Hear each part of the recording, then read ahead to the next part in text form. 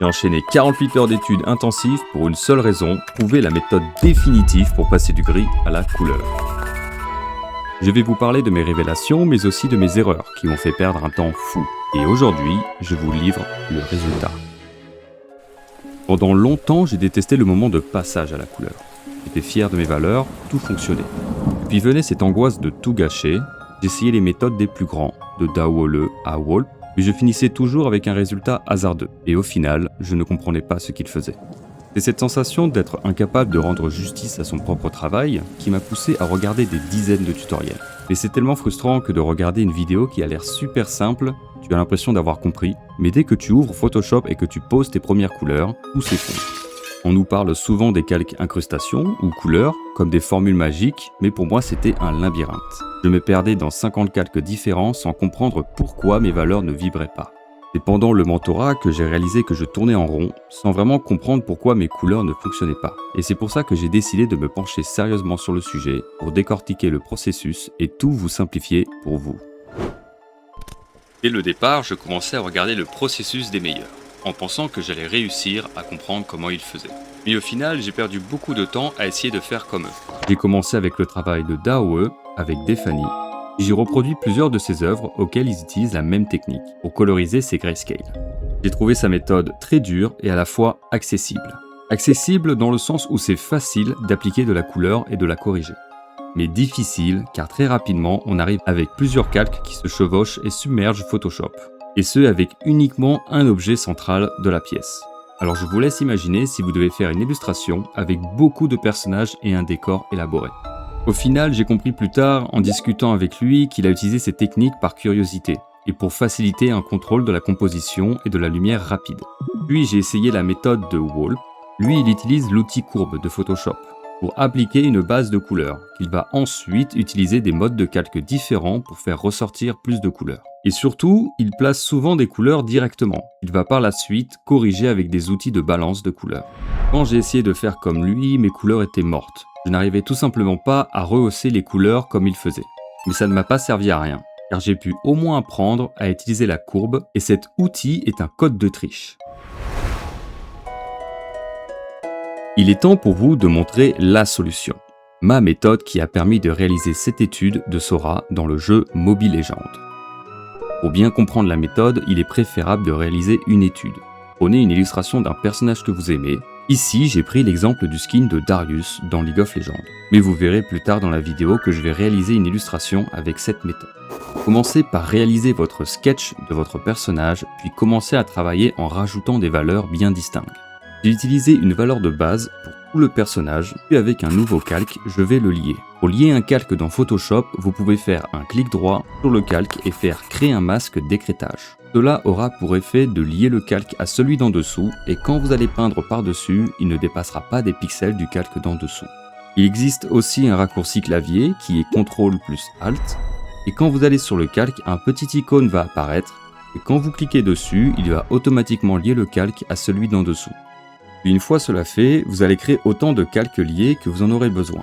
Séparez en valeurs tous les différents objets de votre personnage. Comme vous pouvez le voir, ici j'ai un calque de valeurs différents pour la peau, les cheveux, la structure sur son épaule, la cape et son ornement sur son pec.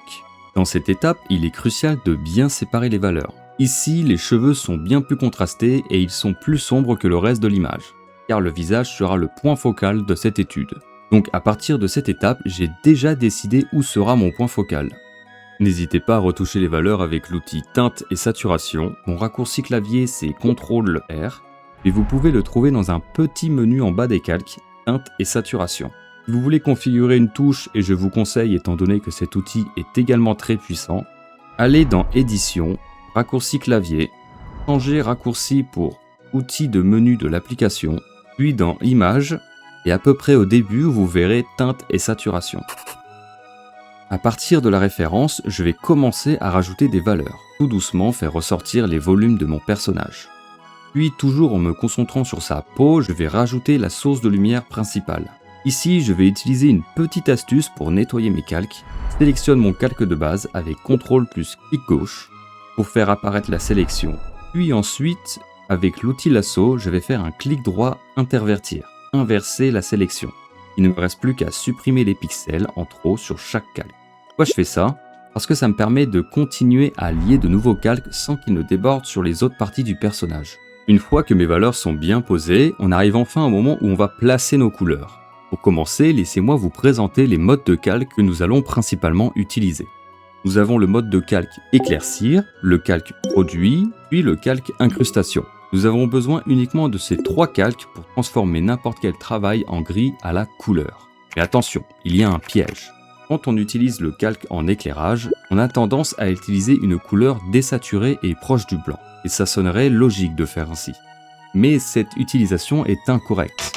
Nous allons prendre l'inverse, une couleur saturée et proche du noir. Réaliser cet effet. Alors qu'est-ce qui se passe? Pourquoi ça fait ça? Eh bien le calque éclairage fonctionne pour éclairer une valeur sombre. Si je prends la valeur la plus blanche de mon image, alors toutes les valeurs en dessous seront affectées par le calque et à l'inverse, toutes les valeurs qui seront au-dessus ne seront pas affectées par l'effet du calque. Par conséquent, j'utilise ce mode de calque pour initier la couleur. Je vais prendre la couleur la plus dominante ou la couleur de l'environnement le plus dominant et je vais l'appliquer sur l'image. Puis je vais utiliser le calque produit et là encore il y a un piège. Généralement, on utilise le calque produit avec une valeur assez sombre pour réaliser des volumes plus profondes. Mais ici, c'est lui qui va raviver la couleur et pour ce faire, on doit utiliser une couleur désaturée et lumineuse. Vous allez faire un calque produit pour chaque élément de votre personnage. Puis vous allez utiliser l'outil balance des couleurs pour modifier sa couleur sans toucher aux valeurs.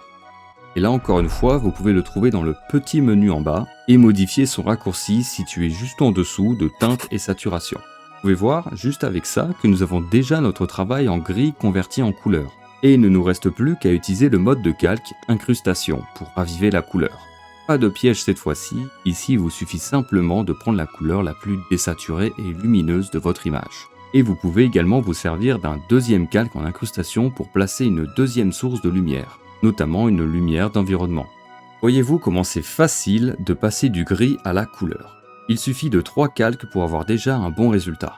À partir d'ici, vous pouvez simplement utiliser l'outil pipette pour copier la couleur et retravailler vos formes, et ajouter des détails. D'ailleurs, si vous avez du mal à comprendre la couleur, j'ai réalisé une vidéo qui vous expliquera tout sur la couleur. J'explique aussi mes difficultés rencontrées et comment j'ai réussi à les résoudre. Je pense très sincèrement que cette vidéo vous aidera à mieux comprendre la couleur et comment l'appliquer dans vos illustrations. Donc n'hésitez pas à aller la voir également. J'ai réalisé 2 petites illustrations pour voir si la méthode fonctionnait. J'ai réalisé le portrait de la princesse Mononoke en suivant la méthode qu'on a vue. Et le résultat était assez impressionnant. Avec seulement 3 calques, rapidement la couleur survient. Vous constaterez également que je ne passe pas non plus énormément de temps avec les valeurs de gris et que je passe rapidement à la couleur une fois que j'ai fini de placer les premières volumes. Puis après, je suis passé à la création d'un orc dans l'univers de World of Warcraft. Également ici, la méthode a fonctionné sans trop de difficultés. Je recherchais surtout une illustration dans un environnement sombre, mais éclairé par des flammes comme une sorte de feu de camp. Mais en regardant de plus près, j'ai réalisé 2 illustrations dans un environnement sombre. Et la méthode a plutôt bien fonctionné. Donc maintenant, il est temps d'essayer cette méthode dans un environnement beaucoup plus lumineux et voir si la méthode continue de bien fonctionner. Quand j'ai commencé l'étude, j'étais un peu stressé. Jusqu'à maintenant, j'ai fait beaucoup de travail avec des valeurs sombres. Et là, je devais faire l'inverse, dans un environnement bien plus éclairé. Et je ne savais pas trop comment j'allais m'y prendre. Comme à mes habitudes, je commence toujours avec un sketch pour bien définir le personnage. Je prends le temps de bien définir les proportions du personnage et j'utilise beaucoup l'outil fluidité avec l'outil doigt pour replacer mes éléments. Une fois que j'ai tout placé, je vais appliquer la première couleur de base. Et étant donné que Sora se trouve dans le ciel, au-dessus des nuages, j'ai appliqué un faible pourcentage de la couleur bleue dans la couleur de base et ce faible pourcentage sera un impact dans l'illustration finale. Je sépare en plusieurs calques chaque élément du personnage, que ce soit sa peau, sa tenue et ses cheveux. Et je vais nettoyer mes calques pour commencer à travailler les volumes du personnage.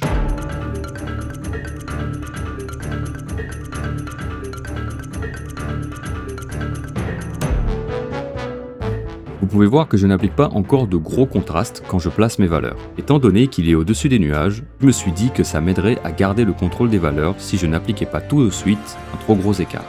Je vais placer mon premier calque en éclaircir et je vais prendre une couleur bleu ciel très saturée et sombre. Puis je place un second calque en éclaircir avec cette fois la couleur de la peau et je vais la placer uniquement sur la peau. Et tout de suite après, je place mon deuxième calque en produit, en prenant une couleur orangée rouge, très claire et très désaturée. Je vais également créer d'autres calques en produit pour colorier le reste des éléments du personnage.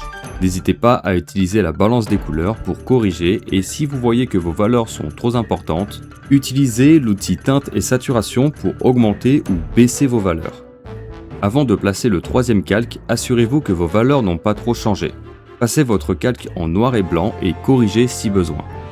Je vais placer mon troisième calque en incrustation et je vais prendre la couleur la plus claire du personnage. Et je vais aussi changer la hue pour me rapprocher de la couleur du soleil, donc la couleur jaune. Et en regardant la référence, je vais appliquer la source de la lumière principale. À partir d'ici, notre travail en gris est maintenant passé à la couleur. Et comme tu allais jusqu'au bout de la vidéo, je vais te donner quelques extras qui peuvent t'aider. Pour commencer, je t'ai un peu menti. J'ai dit que c'était facile de passer du gris à la couleur, mais en vérité, ça sera toujours dur. Il y aura toujours un peu de difficulté pour passer du gris à la couleur. Mais avec le temps et les efforts, ça devient de plus en plus simple. Donc, ne te décourage pas. J'ai commencé le sketch avec une dimension de feuille de 6000 pixels sur 3627. C'est en vérité un peu énorme pour commencer, mais je me sens à l'aise avec de grandes feuilles. Et plus tard, quand je commencerai à faire le rendu, je vais augmenter la taille de la feuille jusqu'à 7680 pixels sur 4643. Là maintenant, j'utilise une petite astuce que j'ai apprise récemment et qui aide énormément. Je vais créer une zone avec du gris et je vais redessiner par-dessus le visage. J'utilise cette technique pour corriger les formes et accessoirement corriger l'expression du visage. Puis je vais le fusionner avec le calque d'en dessous pour continuer à dessiner par-dessus.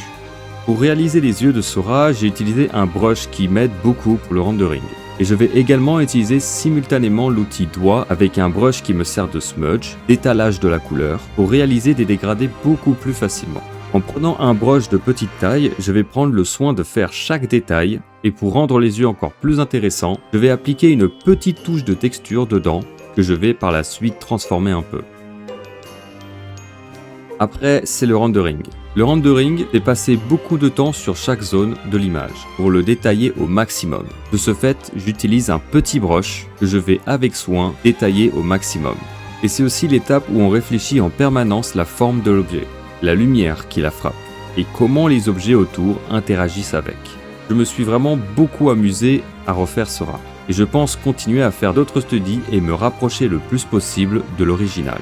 D'ailleurs, dites-moi dans les commentaires si vous êtes intéressé pour une future vidéo d'essayer de se rapprocher le plus possible du style de Riot Games ou de Mobile Legends, et que j'essaye de vous montrer comment je fais pour pousser le rendering.